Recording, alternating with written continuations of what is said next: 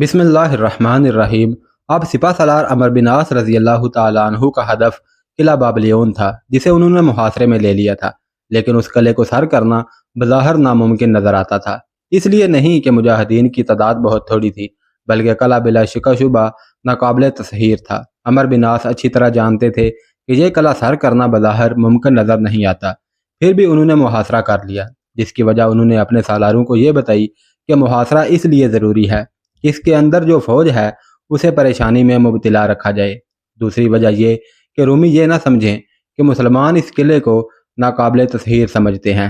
मतलब ये कि अमर बिन आस रज़ी अल्लाह ताला अन्हु दुश्मन के सर पर सवार रहना चाहते थे।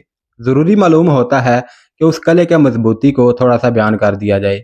आज भी कदीम मिस्र में घूम फिर कर देखें तो किला बाबलियोन की चंद दीवारें और दो बुर्जियां खड़ी नजर आती हैं। उन खंडरात के अंदर चले जाएं और ध्यान अल्लाह की तरफ कर लें, और फिर उन मुजाहिदीन को तसव्वुर में लाएं जिनके दौर में यह किला एक बहुत बड़ा चैलेंज बनकर शानो शौकत से खड़ा था, और उन मुजाहिदीन ने कुफर के इस चैलेंज को अल्लाह का नाम लेकर कबूल कर लिया था।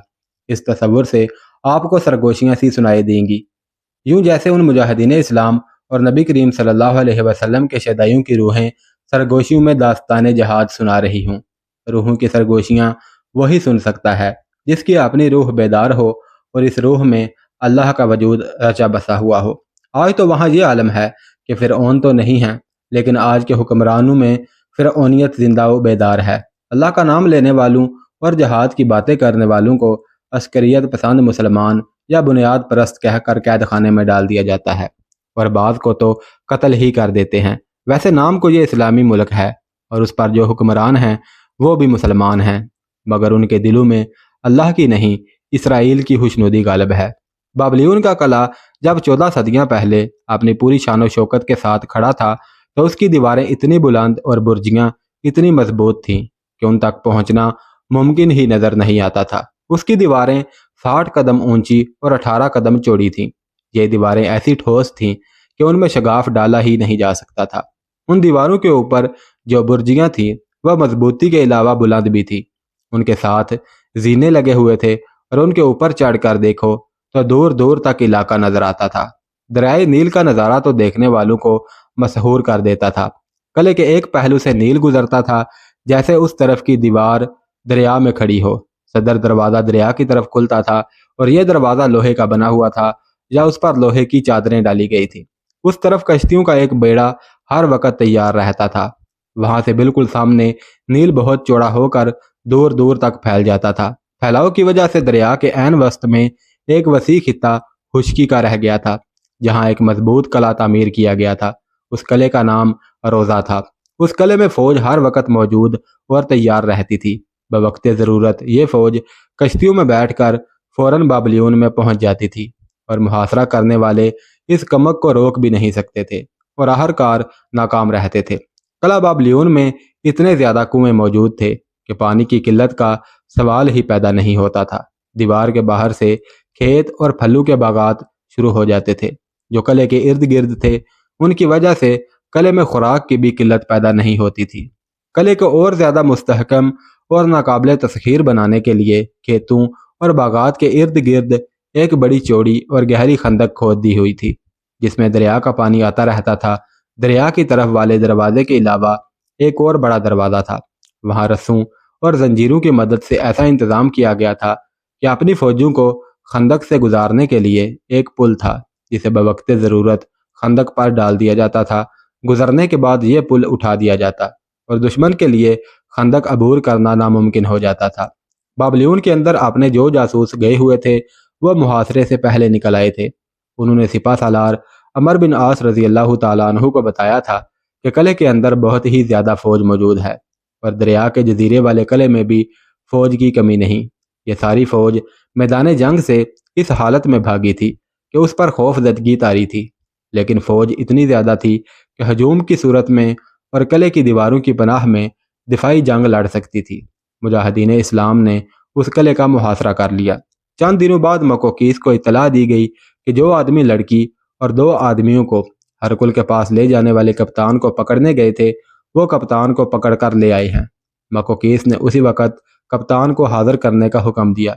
जिंदा रहने का इरादा है तो सच बोल दो।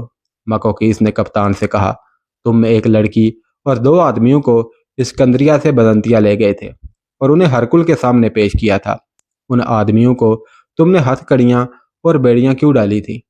کپتان گھبراہٹ کے عالم میں ادھر ادھر دیکھنے لگا اور یوں پتہ چلتا تھا جیسے اس کی زبان گنگ ہو گئی ہو۔ اس کے چہرے کا رنگ اڑ گیا تھا جو اس کے لیے جرم کا ثبوت تھا۔ میں تمہیں قتل نہیں کرواؤں گا، مکوکیس نے کہا، تمہارے اتنے بڑے جہاز کو آگ لگوا دوں گا اور تمہارے پاؤں میں بیڑیاں ڈال کر کھلا چھوڑ دوں گا اور پھر بھیک مانگتے پھرنا۔ کپتان جان گیا کہ ساری بات کھل گئی ہے۔ اسے یہ احساس بھی تھا کہ وہ کسی معمولی سے حاکم کے سامنے نہیں بلکہ اس ملک کے فرما روا کے سامنے کھڑا ہے جو اسے کھڑے کھڑے قتل کروا سکتا ہے۔ وہ مکوکیس کے پاؤں پر گر پڑا اور ماتھا رگڑنے لگا۔ اس نے ساری بات سنا ڈالی اور کہا کہ یہ اس نے ایک تو انعام کے لالچ سے کیا اور دوسری وجہ یہ کہ وہ ہرکل کے مداحوں میں سے تھا۔ مکوکیس صرف یہ جاننا چاہتا تھا کہ ہرکل کو پتہ چل چکا ہے یا نہیں کہ اس نے ہرکل کے قتل کا انتظام کیا تھا۔ یہ اسے اس کپتان سے پتہ چل گیا۔ مکوکیس اور جرنیل تھیوڈور جو اس وقت اس کے پاس بیٹھے تھے حیران ہونے لگے کہ ہرکل نے اس کے خلاف کوئی کارروائی کیوں نہیں کی۔ کپتان کو یہ تو معلوم ہی نہیں تھا کہ ہرکل نے اس کی غیر حاضری میں کیا سوچا اور کیا کہا تھا۔ کپتان کی قسمت کا فیصلہ کرنے کے لیے مکوکیس نے اسے باہر بھیج دیا اور تھیوڈور کے ساتھ صلح مشورہ کرنے لگا۔ اس نے کہا کہ اس شخص نے سچ بولا ہے، اس لیے اس کی جان بخشی کر دی جائے۔ نہیں، تھیوڈور نے کہا، اسے آزاد کر دیا تو یہ سب سے پہلا کام یہ کرے گا کہ بزنطیہ جا کر ہرکل کو بتائے گا کہ ہم نے اس سے اندر کی بات معلوم کر لی ہے۔ اس کے بعد ہرکل ہمارے خلاف کچھ نہ کچھ ضرور کرے گا۔ اس کپتان کے زندہ رہنا ہمارے لیے ٹھیک نہیں۔ مکوکیس نے حکم دیا کہ اس کپتان کو جلاد کے حوالے کر دیا جائے۔ باہر سے کپتان کی آہو بکا سنائی دینے لگی جو دور ہی دور ہٹتی گئی اور جلاد کے ہاں جا کر بالکل خاموش ہو گئی۔ محاصرے کے دوران ایک جاسوس مجاہد جو ابھی قلعہ بابلیون کے اندر ہی تھا باہر نکل آیا۔ یہ اس کا ایک کارنامہ تھا جو اس نے کر دکھایا تھا۔ وہ بابلیون میں کسی مخصوص بھیس میں تھا۔ وہاں سے وہ کشتی میں دریا کے پار قلعہ روزہ تک چلا گیا تھا۔ وہ شہر کے چند آدمیوں کے ساتھ گیا تھا۔ غالباً سرکاری طور پر قلعہ روزہ کے جزیرے میں کوئی کام تھا جس کے لیے اس مجاہد نے اپنے آپ کو پیش کیا تھا۔ رات کے وقت یہ مجاہد چوری چھپے وہاں سے نکلا اور دریا میں اتر گیا۔ ان دنوں دریا میں طغیانی کے آثار پائے جاتے تھے۔ ویسے بھی وہاں سے دریا خاصا چوڑا تھا جسے تیر کر پار کرنا کسی کسی کا کام ہی ہو سکتا تھا۔ اس جاسوس نے دریا پار کر لیا اور پھر کنارے کنارے پر چلتا وہاں تک چلا گیا جہاں لشکر مجاہدین کا محاصرہ تھا۔ اس لشکر میں پہنچ کر وہ گر پڑا تھا اور کچھ دیر بعد اس کے ہوش و حواس ٹھکانے آئے تھے۔ اس نے سپہ سالار عمرو بن عاص رضی اللہ تعالیٰ عنہ کو یہ خبر دی کہ قلعے کے اندر کتنی زیادہ فوج ہے۔ اس نے یہ بھی بتایا کہ مکوکیس نے اس ساری فوج کو اکٹھا کر کے خطاب کیا ہے۔ مکوکیس نے اپنے اس خطاب میں اپنی فوج سے کہا تھا کہ دریا میں طغیانی شروع ہو چکی ہے اور 1 یا 1.5 مہینے تک دریا میں اتنی طغیانی آ جائے گی کہ اس میں کوئی اترنے کی جرت نہیں کرے گا۔ اس سے یہ فائدہ ہوگا کہ دریا کی طرف سے قلعہ بالکل محفوظ ہو جائے گا۔ باقی اطراف میں خندق پانی سے اتنی بھری رہے گی کہ عرب کے یہ مسلمان اسے پار نہیں کر سکیں گے۔ مکوکیس نے یہ بھی کہا کہ طغیانی 1.5 مہینہ رہے گی اور پھر اترنے لگے گی۔ 1 مہینے تک دریا کا بہاؤ معمول پر آ جائے گا اور پھر اسکندریہ سے کمک آ جائے گی۔ نیل اسکندریہ کی طرف بہتا تھا، وہاں سے کمک دریائی راستے سے ہی آسانی سے اور کم وقت میں آ سکتی تھی، لیکن طغیانی کی صورت میں کشتیاں الٹے رخ چلانا بہت ہی مشکل اور وقت طلب تھا۔ مکوکیس نے کہا کہ اتنا عرصہ گزر جانے تک مسلمانوں کا حوصلہ پست ہو چکا ہوگا اور انہیں آسانی سے پسپا کیا جا سکے گا۔ جاسوس مجاہد نے یہ بھی بتایا کہ مکوکیس نے اپنی فوج کو انعام کا لالچ بھی دیا ہے۔ یہ تنخواہ دار فوج تھی۔ مکوکیس نے فوجیوں سے وعدہ کیا کہ مسلمانوں کو پسپا کر دیا گیا تو ہر فوجی کو 3 مہینوں کی دگنی تنخواہ دی جائے گی اور جو فوجی زیادہ بہادری کر دکھائیں گے انہیں انعام و اکرام سے مالا مال کر دیا جائے گا۔ جاسوس نے اپنی رائے یہ دی کہ رومی فوج کی تعداد تو بہت زیادہ ہے لیکن اس فوج کا حوصلہ اتنا مضبوط نظر نہیں آتا جتنا ہونا چاہیے۔ اس نے مزید یہ بتایا کہ جو فوجی مسلمانوں کے مقابلے میں آئے اور بھاگ گئے تھے وہ تو مسلمانوں کا نام سنتے ہی چپ ہو جاتے ہیں۔ رومی فوجیوں کی یہ کیفیت تاریخ میں بھی صاف الفاظ میں آئی ہے۔ وہ اپنی بزدلی اور کمزوری پر پردہ ڈالنے کے لیے مجاہدین اسلام کے متعلق بڑی دہشت ناک باتیں سناتے تھے۔ ان میں سے بعض کی باتوں سے یوں ظاہر ہوتا تھا جیسے عرب کے یہ مسلمان جنات یا بھوت پریت ہوں۔ جاسوس مجاہد کی اس خبر کا جہاں تک تعلق تھا کہ نیل میں طغیانی آ رہی ہے، سپہ سالار عمرو بن عاص رضی اللہ تعالیٰ عنہ کے لیے کوئی نئی خبر نہیں تھی۔ پھر بھی کچھ باتیں انہیں معلوم ہو گئیں۔ عمرو بن عاص رضی اللہ تعالیٰ عنہ جانتے تھے کہ طغیانی کا موسم شروع ہو گیا ہے اور دریا چڑھنے لگا ہے۔ مکوکیس نے کہا تھا کہ اتنے مہینوں کے انتظار سے مسلمان مایوس ہو جائیں گے، لیکن عمرو بن عاص رضی اللہ تعالیٰ عنہ نے اپنے زاویہ نگاہ سے بات کی۔ انہوں نے محاصرے میں گھوم پھر کر جگہ جگہ مجاہدین سے خطاب کیا۔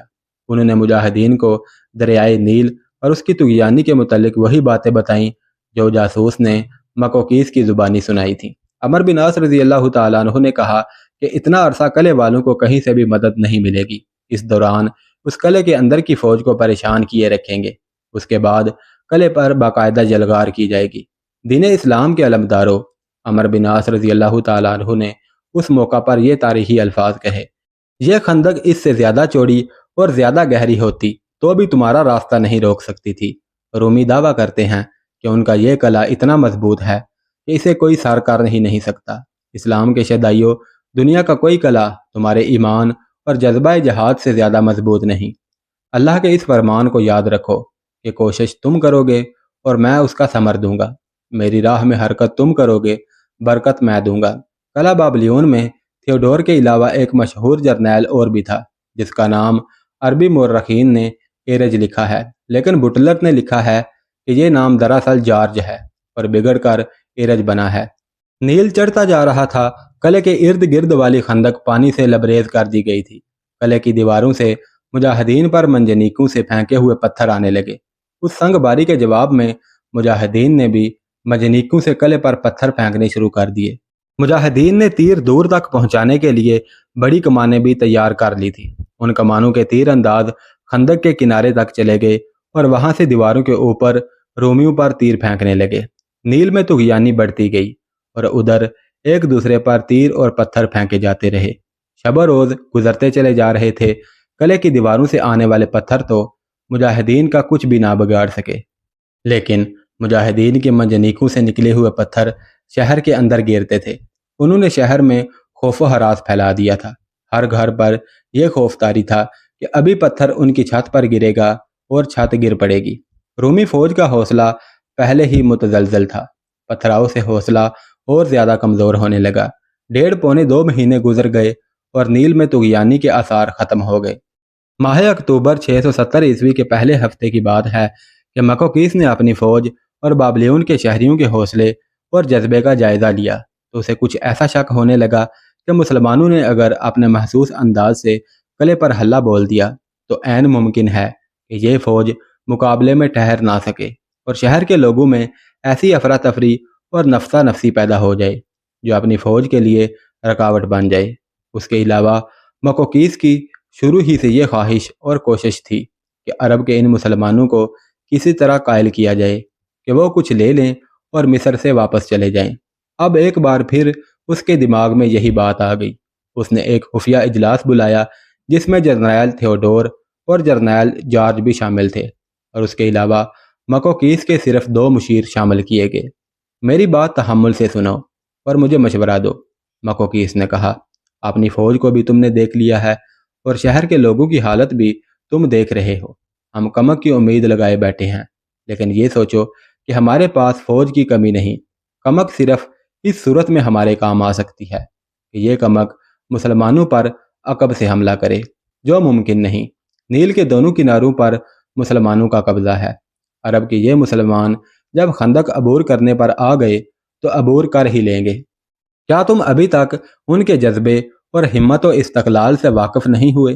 یہ بھی دیکھ لو کہ یہ مسلمان کتنی جلدی مصر کے اندر کتنی دور تک پہنچ گئے ہیں۔ میں بغیر لڑے محاصرہ اٹھانا چاہتا ہوں۔ کیا یہ بہتر نہ ہوگا کہ ہم ایک بار پھر ان عربوں سے صلح سمجھوتا کی بات کریں اور کہیں کہ جو کچھ مانگتے ہو لے لو اور مصر سے نکل جاؤ؟ مورخوں نے لکھا ہے کہ مکوکیس نے اپنے دلائل ایسے پر اثر انداز سے دیے کہ اجلاس کے چاروں شرکا نے اس کی تائید کی اور کہا کہ اس تجویز پر عمل درآمد فوراً ہو جائے تو اچھا ہے۔ میں صرف ایک مشورہ دوں گا، تھیوڈور نے کہا، یہ اجلاس اور یہ ساری کارروائی سختی سے خفیہ رکھی جائے۔ فوج کو تو اس کا علم ہی نہیں ہونا چاہیے، ورنہ فوج صلح سمجھوتے کی آس لگا کر ہاتھ پاؤں چھوڑ بیٹھے گی۔ جرنیل جارٹ نے یہ مشورہ دیا کہ مکوکیس خود اس کارروائی کی قیادت کرے اور ذاتی طور پر اس کوشش میں شامل ہو۔ مکوکیس نے یہ مشورہ قبول کر لیا۔ اس اجلاس کو خفیہ تو رکھا گیا، لیکن تاریخ سے خفیہ نہ رکھا جا سکا۔ بہت سے مسلم اور غیر مسلم تاریخ دانوں نے یہ واقعہ پوری تفصیل سے لکھا ہے۔ اسی اجلاس میں ایک مراسلہ بنام سپہ سالار عمر بن عاص رضی اللہ تعالیٰ عنہ لکھا گیا، جو مکوکیس کی طرف سے تھا۔ اگلی رات کی تاریکی میں مکوکیس ان دونوں جرنیلوں اور دونوں مشیروں کو ساتھ لے کر قلعے سے نکلا، کشتی میں بیٹھا اور نیل کے وسط میں جزیرے تک پہنچ گیا جہاں قلعہ روضہ تھا۔ اس قلعے میں ایک بڑا گرجا تھا جس کا پادری بھی موجود تھا۔ آدھی رات کے وقت پادری کو جگایا گیا۔ ظاہر ہے پادری بہت گھبرایا ہوگا کہ اس وقت فرمان روائے مصر اپنے جرنیلوں کے ساتھ کیوں آیا ہے۔ مکوکیس نے پادری کو یہ مراسلہ دیا اور کہا کہ وہ صبح کشتی میں بیٹھے اور مسلمانوں کے سپہ سالار کے پاس چلا جائے اور اپنے ساتھ اپنے اعتماد کے 3-4 آدمی لے جائے، لیکن یہ ساری کارروائی خفیہ رکھنی ہے، یعنی کسی کو پتہ نہ چلے کہ مکوکیس نے مسلمانوں کے سپہ سالار کو پیغام بھیجا ہے۔ تاریخ میں مکوکیس کے اس مراسلے کے الفاظ آتے ہیں، لیکن اس میں درخواست نہیں بلکہ دھمکی کا تاثر ہے۔ مراسلہ یوں تھا کہ تم ہمارے ملک میں یوں آ گھسے ہو جیسے یہ تمہارا ملک ہو، یا جیسے اس ملک کا کوئی حکمران ہی نہ ہو اور یہاں کے لوگ بھیڑ بکریاں ہوں۔ تم نے ہم پر جنگ ٹھونسی ہے اور دونوں طرف جو خون خرابہ ہوا ہے اس کے ذمہ دار تم ہو، اور یہ بہت بڑا جرم ہے۔ ہمارے ملک میں تمہارا قیام طویل ہو گیا ہے جو ہماری برداشت سے باہر ہے۔ ہماری فوج کے مقابلے میں تم مٹھی بھر بھی نہیں ہو۔ میں خود چاہتا تھا کہ تم نیل تک پہنچ جاؤ۔ اب میں تمہیں موقع دیتا ہوں کہ یہیں سے واپس چلے جاؤ، ورنہ تمہارا ایک بھی آدمی زندہ واپس نہیں جا سکے گا۔ تم سمجھتے ہو کہ فتح پر فتح حاصل کرتے آ رہے ہو، لیکن یہ نہیں سمجھتے کہ ان فتوحات نے تمہارا دماغ خراب کر دیا ہے، اور تم یہ سمجھنے کے قابل بھی نہیں رہے کہ اس وقت تم کہاں اور کس صورتحال میں بیٹھے ہو۔ دریائے نیل نے تمہیں گھیرے میں لے رکھا ہے۔ سمجھ جاؤ کہ نیل بھی تمہارا دشمن ہے، بیشتر اس کے کہ تمہارا یہ چھوٹا سا لشکر میری اتنی بڑی فوج کے قدموں تلے روندا جائے۔ میں تمہیں ایک موقع دیتا ہوں، اپنا کوئی ایلچی یا وفد میرے پاس بھیجو جو میرے ساتھ صلح سمجھوتا کی بات کر سکے۔ ہو سکتا ہے کوئی ایسی صورت نکل آئے کہ یہ خون خرابہ ختم ہو جائے اور تم تباہی سے بچ جاؤ۔ میں اب بھی کہتا ہوں کہ تم واپس چلے جاؤ اور جتنا معاوضہ مانگو گے میں دوں گا۔ تمہارے ایلچی یا وفد کا انتظار کروں گا۔ مکوکیس کو توقع تھی کہ اس کا بھیجا ہوا پادریوں کا وفد شام سے پہلے جواب لے کر واپس آ جائے گا۔ وہ کسی لمبے سفر پر نہیں گئے تھے، دریا کی چوڑائی جتنا ہی فاصلہ تھا۔ وفد کو بس دوسرے کنارے تک جانا تھا، لیکن وفد اس رات واپس نہ آیا۔ اگلا دن، اگلی رات اور اس سے اگلا دن بھی گزر گیا۔ تب مکوکیس نے کہا کہ مسلمانوں نے وفد کو قید کر لیا ہے یا قتل کر دیا ہے۔ 2 دنوں بعد وفد واپس آ گیا۔ مکوکیس نے پہلی بات یہ پوچھی کہ وہ 2 دن وہاں کیا کرتے رہے ہیں۔